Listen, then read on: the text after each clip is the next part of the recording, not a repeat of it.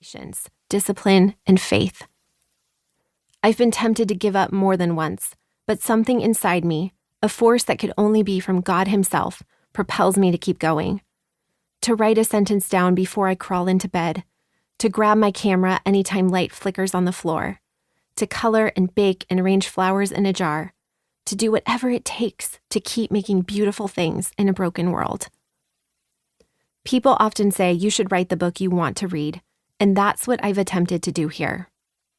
This is the book I wanted to read 9 years ago, when I first became a mother and wondered if I could still pursue my creative dreams.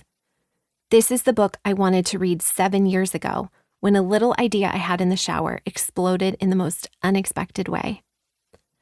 This is the book I wanted to read 2 weeks ago, when I wondered, for the billionth time, if any of my art mattered. You'll notice I use the terms creativity, creative work, and making art somewhat interchangeably throughout this book. I feel it is important to disclose that at this point in my life, creativity is part of my actual job and something I get paid to do. Having said that, even now, I engage in plenty of creative acts I do not get paid for. Taking pictures of my children, tending to plants in the yard, decorating my home, writing for my personal blog, hosting parties, putting together an outfit, styling bookshelves, trying new recipes, making gifts, etc. When I speak of creativity in this book, I am speaking broadly and generally of any creative act, whether paid or unpaid, seen or unseen. The kind of creativity that receives public accolades or the kind that simply brings a smile to your face in the privacy of your home. One is not superior to the other.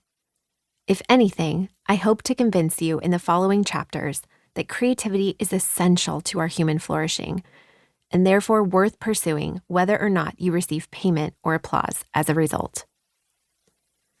A few months ago, standing in the Target parking lot at the end of a terrible day, I looked up and saw a bright electric orange cloud in the sky, perfectly positioned above my car. I cannot explain the science behind why the cloud appeared so unbelievably orange. It probably had something to do with the location of the sun, combined with the smoky haze rising from wildfires raging nearby. What I can tell you is this: I couldn't take my eyes off that cloud. It felt as if God had planted it there just for me, beckoning my attention, as if to say, "Hey daughter, look up. I'm with you right now. I see you right now."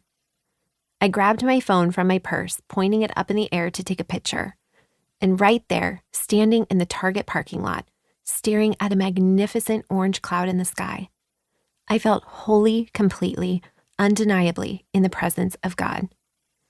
I couldn't help but think, this is what it means to be an artist.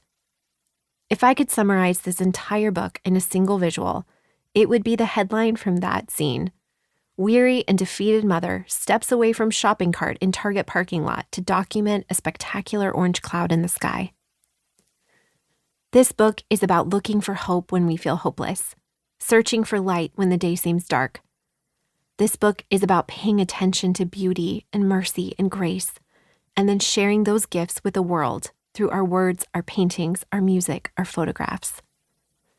I come to you not as an expert pushing formulas or prescriptions, but simply as a friend imperfectly living out the message of this book as she writes it. While writing this book, God provided ample, and I mean ample, opportunities for me to practice what I preach. I wrote the chapter on imposter syndrome while feeling like I had somehow conned my way into a book contract. I wrote the chapter on making space for creativity during a global pandemic, when I often wrote in my car, parked in the driveway, the only place I could be alone. Halfway through writing the chapter on rest, I suffered a miscarriage, forcing me to set down the entire manuscript for almost 2 weeks as I began to recover physically, mentally, and emotionally.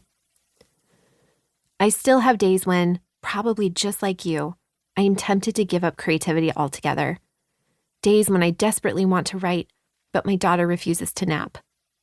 Or days when I finally sit down in front of a blank page, but 2 hours later have nothing to show for myself.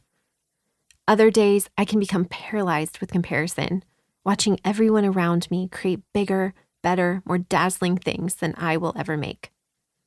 but I also know what exists on the